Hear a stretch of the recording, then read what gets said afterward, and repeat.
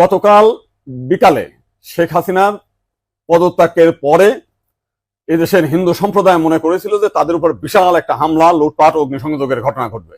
কিন্তু গতকাল বিকালেই বিএনপি এবং জামাতের নেতারা তাদের নেতৃবৃন্দকে হিন্দুদের বাড়িতে হামলা, লুটপাট, অগ্নিসংযোগ যাতে না হয় এবং প্রত্যেক মন্দিরে যাতে পাহারা দেয় সেই ব্যবস্থা করার নির্দেশ দেয়। এবং গতকাল থেকে আমরা দেখেছি সেই পাহারা দিয়েছে। সাধারণভাবে হিন্দুদের উপরে বড় কোনো মন্দিরে কোনো হামলার ঘটনা ঘটে নাই।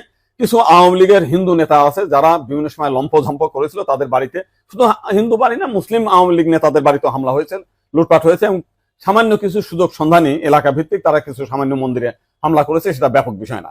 কিন্তু আমরা দেখলাম যে ভারতের রিপাবলিক এইটাকে নিয়ে ব্যাপকভাবে রিউমার ছড়াচ্ছে, নানান কিছু মিলে উদ্ভট কথাবার্তা বলছে।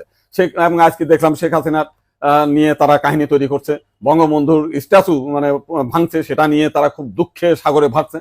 আমার এক সাংবাদিক ফোন দিয়েছিলাম, তাদের বলেছি যে আপনারা যদি শেখ হাসিনার জন্য যদি এত কান্না আপনাদের মধ্যে আসে, তো শেখ হাসিনা ভারতে গিয়েছে, আপনারা ভারতের প্রধানমন্ত্রী নরেন্দ্র মোদীকে সরিয়ে শেখ হাসিনাকে আপনারা প্রধানমন্ত্রী হিসেবে ঘোষণা করেন, সে ভারতও রক্ষা করতে পারবে, আপনার সেভেন সিস্টারও রক্ষা করতে পারবে। আপনারা তো প্রতিদিন বলতেছেন যে শেখ হাসিনা না থাকলে ভারতে সেভেন সিস্টার থাকবে না। তো এইবার আপনাদের একটা বিশাল সুযোগ আছে, আপনারা শেখ হাসিনাকে ভারতের প্রধানমন্ত্রী করেন।